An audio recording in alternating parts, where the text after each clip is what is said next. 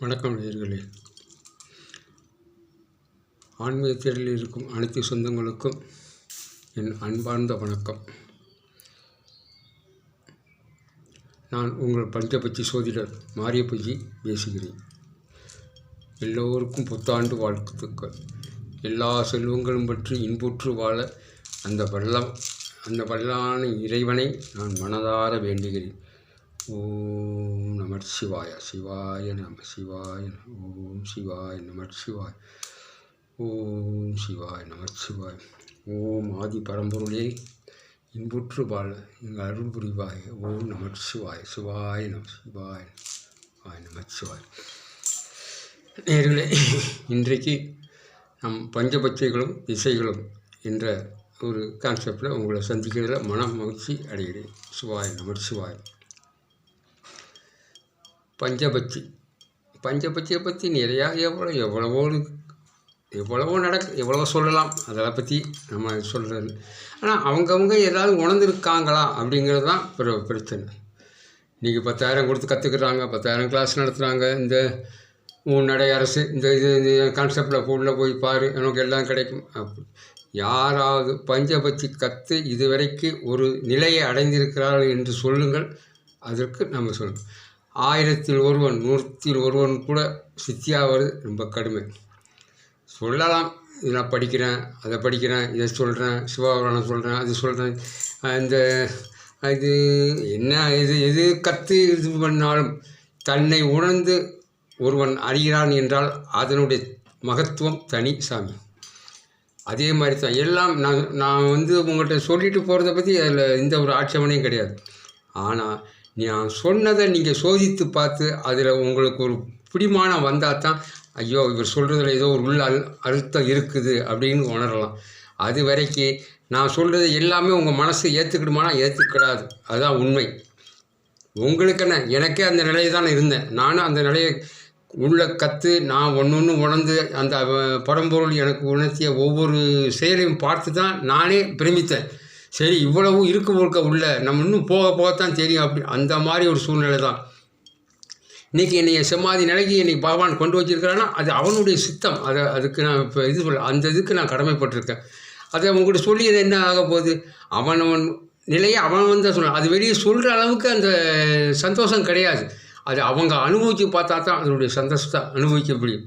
சும்மா நானாட்டுக்கு இப்படி இருந்தது அப்படி இருந்தது அப்படின்னு ஒரு நிலையை அடைகிறவனுக்கு ஒரு மாற்றம் வருதுன்னா அது அவனுக்கு அதை சொல்ல முடியாத ஒரு ரசனை.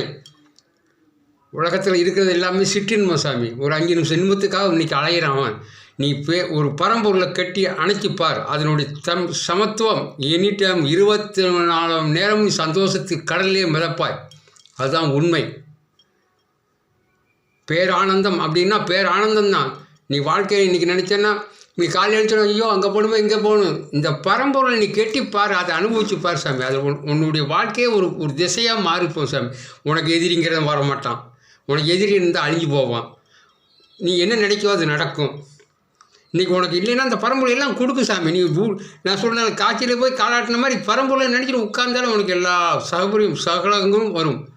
அதெல்லாம் நான் அனுபவித்து நான் உணர்ந்தவன் சாமி. இன்றைக்கி உணர்ந்து இன்றைக்கி உங்களுக்கு முன்னால் இந்த அளவுக்கு நான் பேசுகிறதுக்கு காரணம் அந்த பரம்பொருள். ஆகையினால் எல்லாரும் யார் எது சொன்னாலும் சரி சாமி, அதை காதில் வாங்கிக்கோங்க, வேண்டான்னு சொல்கிறேன் நான். ஆனால் நீங்கள் ஒரு மனசுக்குள் ஒரு கட்டுமானம் வைத்து இது உள்ளே போகணும். இந்த வெளியே புறத்தில் பார்க்குறத அகத்துக்குள்ளே பார்க்கணும், அண்டத்தில் உள்ளதை பிண்டத்தில் பார்க்க வேணும் அப்படின்னு ஒரு எண்ணத்தை உங்களுக்கு உற்பத்தி ஆக்கி அதுக்குள்ளே நீங்கள் போய் கஷ்டம் அது இல்லைன்னு சொல்லவே மாட்டேன். சும்மா சொல்லிட்டு போனோம், வாயா நான் கூட சொல்லலாம் போய் பாரு அப்படின்னு போகிறது கஷ்டம் சாமி. போய் உள்ள அதோட நிலைகளை நீ உள்ளே ஆராய்ஞ்சு பார்க்கும்போது தான் உனக்குள் ஒரு சமத்தி வரும். எந்த குரு இருந்தாலும் அது வெளிதான் சாமி. நீ எப்படி நம்ம அகத்தின் பார்வை அதே மாதிரி தான் குருவின் பார்வை. நீ உள் போய் அந்த பரம்பொருள் உனக்கு குருவாக இருந்து வழி நடத்தும் போது அதனுடைய தன்மையை வேறு மாதிரி ஆகும் சாமி. அதெல்லாம் அனுபவித்து பார்த்தவனுக்கு தான் தெரியும். அனுபவித்து பார்த்தவன் வெளியே சொல்ல மாட்டான். நானே இதை சொல்லக்கூடாது, ரொம்ப கட்டுமானது இருந்து நம்ம கொண்டு போகும்போது என்ன கொண்டு போகிறோம், என்ன கொண்டு வந்தோம், என்ன கொண்டு போகிறோம். இது வரைக்கும் வாழ்ந்தது போதும். இனிமேல் நம்ம உணர்ந்ததை அடுத்தவங்களுக்கு சொல்லி பார்க்கணுங்கிற ஒரு கட்டாயத்தில் நான் இருந்தேன். அது என்னமோ பரம்பொருள் எனக்கு ஒரு வழியை எனக்கு அந்த அளவுக்கு அறிவோ அந்த அளவுக்கு இதோ கிடையாது சாமி. இன்றைக்கி என்னை இந்த அளவுக்கு உழைச்சதுக்கான அதுக்கு பரம்பொருள் முழு காரணம். என்னெல்லாம் ஒருத்தன் கேட்டான், நீ நமச்சிவான்னு சொன்ன சரி சிவன் ஒன்றை வந்துடுவாரா அப்படின்னு கேட்போம். நான் சொன்னேன், சிவன் என் கூட இருக்காரியா அப்படின்னு சொன்னேன். அந்த மாதிரிலாம் அசிங்கத்துக்கெல்லாம் நீ என்ன போலி சாமியாரா என்னன்னு எவ்வளவோ கஷ்டங்கள்லாம் அனுபவிச்சிருங்க சாமி. இன்றைக்கி உங்கள் முன்னால் ஒரு மனிதனாக இருந்து இன்றைக்கி உரையாற்ற அளவுக்கு என்னைய வளர்த்துருக்காருன்னா அது அந்த பரம்பொருளுடைய சித்தம், அந்த பரம்பொருளுடைய ஆசீர்வாதம், அந்த பரம்பொருளுடைய உணர்த்தல், அதில் நான் பட்ட அனுபவங்கள் எவ்வளவோ இருக்குது சாமி. இதெல்லாம் யாரும் சொல்கிறதுக்காக பெருமைக்காக இதை பேசுகிறதும் கிடையாது. இதனால் இதுக்கு என்ன ஒன்றும் கிடையாது. ஆனால் நான் பெற்ற இன்பம் எல்லோரும் அடையணும், இதுக்குள்ளே ஒரு ஒரு சூசகம் இருக்குது, அதை போய் பாருங்க அப்படின்னு தான் சொல்கிறேன் சாமி. அதுக்காக நீங்கள் போங்க வாங்கன்னு சொல்கிறேன். நான் சொல்கிறது உண்மை. நீங்கள் உள்ளே போய் பாருங்கள், அது கிடைக்கிறதே சொல்லுங்க. ஆனால் சொன்ன ஒவ்வொருத்தரும் ஒவ்வொரு நிலையில் சித்தி அடைஞ்சிருக்காங்க, அதான் உண்மை. அது யாரும் மறக்க முடியாது. ஆகையினால் நீங்களும் அந்த உள்ளே வாங்க, உள்ளே வந்து பாருங்கள். ஆன்மீகம்ங்கிறது எல்லோரும் சொல்கிறாங்க, இந்த நான் சாமி கும்பிட்றியா, நானும் சாமி கும்பிட்றேன். அது கிடையவே கிடையாது சாமி. உன் உள்ளுக்குள்ளே இருக்கும் இறைவனை நீ வணங்கிப்பார், அதனுடைய தன்மையை வேறாகும். அந்த தன்மையை நீ உணர்ந்துட்டேனாலே நீ மனுஷனாக ஆகிட்டேன்னு அர்த்தம். நீ பிறந்தது எதுக்கு சாமி? இந்த மானிடனாக பிறந்தது எதுக்கு? அவ்வை சொன்ன மாதிரி பிறப்பது அரிது மானிடனாக பிறப்பது அரிது. இந்த பிறவி எடுக்கிறதே நம்ம இந்த கர்மக்காலை தொலைத்து அந்த இறைவன் திருவடியை சேர வேண்டிய இறைவனுடைய கட்டளை. ஒன்று தெரிஞ்சுக்கோங்க சாமி, உலகத்தில் பிறக்கிற எவ்வளோ மந்திரியாக இருக்கலாம், எவ்வளோ இருந்தாலும் அந்த ஜீவநிலையை அந்த அடையாத வரைக்கும் அந்த ஆத்மா அழியாது சாமி. ஜீவநிலையை அழிந்தால்தான் அந்த ஆத்மா அது நிரபரதான் ஆகும். அது எத்தனை வருஷம் எத்தனை ஜென்மங்கள் எடுத்தாலும் அது நடந்தே தான் தீரும். அது வரைக்குத்தான் உங்கள் வாழ்க்கை. அது வரைக்கும் இந்த ஆத்மா உங்களை அடுத்த உடலுக்கு வந்து வச்சுக்கிட்டு தான் இருக்கும் சாமி. நீங்கள் என்றைக்கு ஒரு இறைவன் நிலையை அடைகிறீங்களோ, ஒரு தன்னை உணர்ந்து நீங்கள் வெளியே வரீங்களோ, அன்னையோட உங்கள் இது பிறவியில்லா பெருங்கடலில் நீந்துவீங்க சாமி. அதான் உண்மை. அது நான் கற்றுக்கிட்ட அனுபவம், எனக்கு இறைவன் படித்த வழி. எல்லோரும் நான் கூட சொல்லுவேன், எப்படா சாமி போங்களா அப்படி அந்த மாதிரிலாம் இருந்த இன்றைக்கி உங்களுக்கு முன்னால் இந்த இறை சக்தியை பற்றி பேசுகிறதுக்கு எனக்கு வாக்கு இந்த சந்தர்ப்பத்தை கொடுத்த அந்த இறை சக்திக்கு நான் இன்னும் கடமைப்பட்டிருக்கேன். இன்னும் மேலும் மேலும் என்னை வளர்க்க அவனோட ஆசீர்வாதம் வேணும்னு இன்னைக்கு வேண்டிக்கிறேன். உங்களுக்காகவும் வேண்டுறேன் சாமி. அதனால் எல்லோரும் புறத்தை பார்க்குறத விட அகத்துக்கு உள்ளே வாங்க சாமி. உள்ளே வந்து பாருங்கள், பார்த்து அது ஒன்று ஒன்றா ரசித்து பாருங்கள். இதெல்லாம் இன்பம் கிடையாது சாமி. இன்பம்ங்கிறது பேர் இன்பம். அதை அனுபவித்து பார்த்தா தான் தெரியும். அனுபவிச்சவன்கிட்ட கேட்டால் சொல்லுவானா, லட்டு நீங்கள் சாப்பிடணும், சாப்பிட்டா தான் உங்களுக்கு ருசி தெரியும். நான் சாப்பிட்ட லட்டு இன்றைக்கி சார், லட்டில் கற்கண்டு இருக்குது சார் அப்படின்னு சொன்னால் அது வேலையே கிடையாது சார். லட்டை நீங்கள் சாப்பிடுங்க, அதனுடைய சுவை ரசித்து சாப்பிட்டு பாருங்கள், அது உங்களுக்கு தெரியும். சரி நேயர்களே, நம்ம பேசிக்கிட்டே இருந்தால் ரொம்ப இது போகும். அது நிறையா உங்களுக்கு பேசணும், நிறையா எனக்கு சொல்லணும்னு ஆசை இருக்குது. நீங்கள் எல்லோரும் எனக்கு ஒரு ஆதரவு கொடுக்குறீங்கன்னா நான் உண்மையாக எனக்கு என்ன நினைக்கிறேனோ அதை உங்களுக்கு பகிர்ந்துருக்குன்னு நான் ரொம்ப பெருமைப்படுறேன். இருக்கிறத கொஞ்ச நாள் அது நிம்மதியாக இருந்து எல்லோரும் சந்தோஷமாக வாழணுங்கிறது தான் என்னுடைய ஆட்பாளம். அதனால் இன்றைக்கி பஞ்சபட்சியம் திசைகள் 1000 இருக்குது சாமி. திசைகளை ஒவ்வொருத்தரும் ஒவ்வொரு வடிவமாக வைக்கிறாங்க. இப்போ 4 திசை நம்ம சொல்கிறோம், வடக்கு தெற்கு மேற்கு கிழக்குன்னு சொல்கிறாங்க. ரைட்டு, ஒத்துக்கிறோம். அதில் சூசகமான இது 8 திசைகள். ரைட்டு, 8 16 32 360 டிகிரி ஒருத்தர் உலக அந்த பஞ்சபட்சியில் கட்டினா தான் சாமி அந்த கட்டு நிற்கும். அது வரைக்கும் நீ போய் ஒருத்தன்ட்ட போய் கட்டுறேன்னு வச்சுக்கோ, அவன் 4 திசையை கட்டி கொடுப்பான். 4 திசையை கட்டினா நான் போய் ஒருத்தன்ட்ட போய் கொடுத்து 8 திசையாக கட்டுவேன். நான் இனி 8 திசையை கட்டினா நான் என்ன சொல்லுவேன், இன்னொருத்தன் போகணுமா 16 திசையை கட்டுவான், இன்னொருத்தன் 32 திசையை கட்டுவான். நம்மளுடைய கட்டத்தினுடைய அழகு 30 டிகிரினா 360 டிகிரி வரும் சார். 360 இந்த உலக சுற்றளவு 360 டிகிரி எவன் ஒருத்தன் கட்டுறானோ அவன் கட்டுத்தான் நிற்கும். அதுக்கு தான் கட்டுப்படும். அந்த இதை கட்டணும்னா நீ பஞ்சபட்சிக்குள்ளே பச்சைக்குள்ளே வரணும். வந்தால் தான் இந்த சோசியல்கள் யாருமே அவங்க ராகத்தில் பேசுகிறாங்க. அதான் உண்மைன்னு கிடையாது. நான் தான் சொல்ல, அவன் அனுபவம் அவங்களும் பேசுனாங்க. அதான் உண்மை. பச்சை சொல்ல அதான் சொல்ல ஒரு லைட்டாக ஒரு இப்போ உங்களை ஒன்றும் சண்டை போட வேண்டாம், பண்ண விட வேண்டாம், உங்களை சொல்ல வேண்டாம், போக வேண்டாம், ஒன்றுமே வேண்டாம். அவன் மனசார வேண்டி ஒரு பச்சையை வச்சு இன்றைக்கி நட்சத்திரம் இந்த பச்சை இன்றைக்கி ஆட்சியில் இருக்குது, இந்த பச்சை ஊனில் இருக்குது, இந்த பச்சை நடையில் இருக்குது, இந்த பச்சை சாவு பூச்சிக்காரன் யார், எத்தனை மணிக்கு எத்தனை இடத்துல சாவு பூச்சி வருது, எந்த நட்சத்திரத்தில் இருக்குது, எந்த இது எல்லாம் கால்குலேட் பண்ணிடுவான். அவன் ஒரு பச்சையை நினச்சானா இது என்ன கரகம், இது என்ன திசையில் இருக்குது, இது எப்படி இருக்குது, எப்படி போட்டால் போட்டால் எப்படி வரும் எல்லாமே அவன் கால்குலேட் கரெக்ட் பண்ணி வச்சுருப்பான். ஒன்றும் செய்யாமல் பேசாலும் ஒரு எரிக்கலையை கிழித்து அதில் ஒரு கட்டத்தை வடைஞ்சி போட்டாட்டுக்கு எழுதி ரோட்டில் போட்டு முச்சத்தில் போட்டு போயிட்டே இருப்பான். அவ்வளோதான். அனுபவிக்கப்படுறது யார்? ஆனால் செய்யக்கூடாது. அது அந்த இறைவனுடைய கட்டளை. ஆகினால நம்ம அது கொடுத்துட்டானே இறைவன் நமக்கெல்லாம் ஆடிடலாம் அப்படின்னா, நானும் ஒரு காலத்தில் நினைச்சேன் அப்படித்தான். நம்மளோட விரோதிகளை எல்லாத்தையும் தூக்கிடலாம் அப்படின்னு. அவனுடன் ஓடுவதும் அந்த பரமாத்மா ஜீவன் தான்.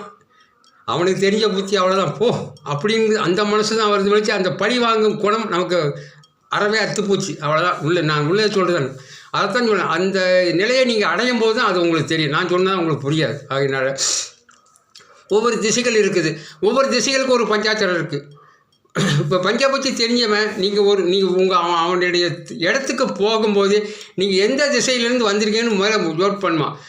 அந்த திசையை அவனை கனெக்ட் பண்ணிட்டானே, நீ இதுக்கு தான் வந்திருக்க, இன்னும் பச்சைக்காரன் தான் இந்த இடத்துக்கு வந்திருக்கான், இன்றைக்கி இவன் நடக்கும் நடக்காது கரெக்டாக அவன் எல்லாத்தையும் ஒரு இதை இப்போ எப்படி சோசியர்கள் பார்த்தவொடனே கட்டத்தை பார்த்து யுகம் பண்ணுறாங்களோ அதே மாதிரி பஞ்சபட்சிக்காரன் அவன் பார்த்தவொடனே அவன் யுகம் பண்ணிடுவான். இவன் இந்த பச்சைக்காரன், இவன் இந்த இதுக்காக இந்த வியாதிக்காக வந்திருக்கான், இல்லை இந்த நினைச்சதுக்காக வந்திருக்கான், இல்லை மனசுக்குள்ளே நினச்சி ஒன்று வந்திருக்கான். இதுங்களை காட்போட்டுக்கு அவன் கரெக்டாக போடுவான். சாமி போட்டு அடித்து மாதிரி பேசுவான். நீ உட்காரும் போது எந்த திசையை பார்த்து உட்கார்ற இதெல்லாம் அவனுக்கு எல்லாமே தெரிஞ்சுவோம். எந்த இதுலேருந்து வந்து எந்த திசை பக்கம் திரும்பி உட்கார்ற இது வரைக்கும் அவன் கட் பண்ணி பார்ப்பான்.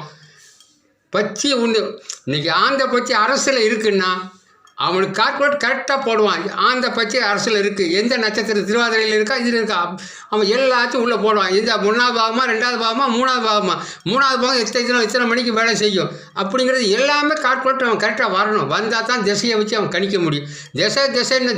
திசைனாலும் என்ன இருக்குது? திசைக்கு திசை இருக்குது. 8 திசைக்கு 8 அதிபதி, 8 சக்திகள், 8க்கு ஒரு கணபதி, இதெல்லாம் பூஜை பண்ணி எல்லாம் சித்தி பண்ணி எல்லாம் உள்ளே வரணும். நான் சொல்கிறேன்னு நீங்கள் போய் வீட்டில் செஞ்சால் அது வராது. இல்லைடா அவன் சொல்கிறான் நம்ம வரலையே அப்படி இல்லை. நீங்கள் அந்த நிலையை அடையணும் சாமி. நீ ஒன்றும் செய்ய வேண்டாம். நீ உட்காந்துருந்தா உன்னை எல்லாத்தையும் உள்ளே கொண்டு வந்து ஜாயிண்ட் அடிப்பான். நீ வாடா அங்கே வாடா அங்கே வாடா அங்கே வாடா உன் படுத்திருக்கும் போதே உனக்கு மண்டையில் பிச்சுக்கிட்டு ஓடும். இன்றைக்கி நாளை அதை பண்ணு, இன்றைக்கி இதை பண்ண இப்படி வரும், இப்படி பண்ணால் இப்படி வரும், இந்த இதை ஓடு.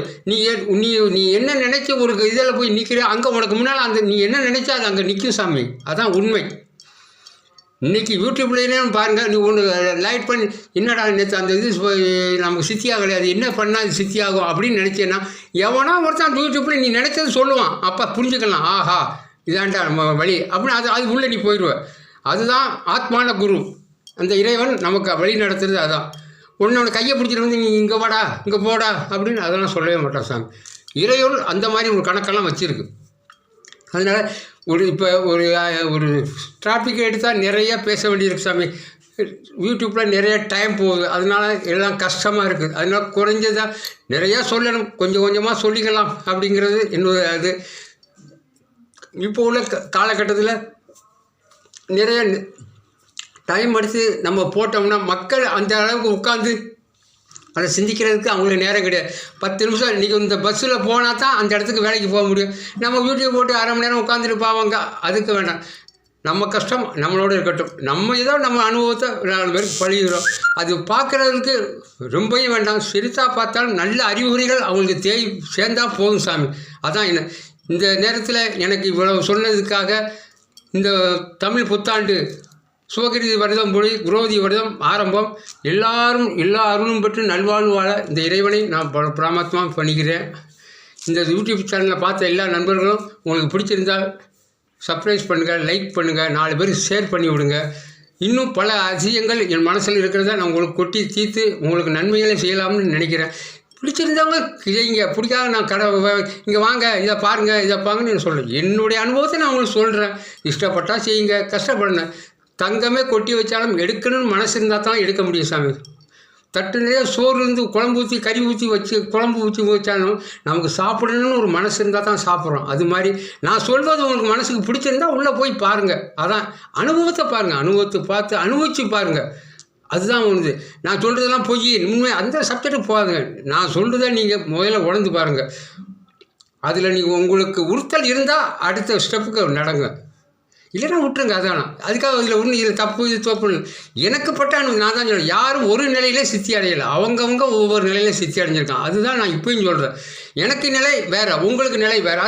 இவர் அடைஞ்ச மாதிரி நம்ம வருமானா வர முடியாது. அதுக்கு இறைவன் அருள் பெறணும். நான் வர முடியாதுன்னு சொல்லி இறை அருள் இருந்தால் அது வரலாம். ஆகையினால நான் இது வரைக்கும் இந்த பார்த்த அனைவருக்கும் நண்பர்களுக்கும் அடுத்து ஒரு காணொலியில் உங்களை சந்திக்க நமச்சிவாய சிவாய பகவானே ஐயா.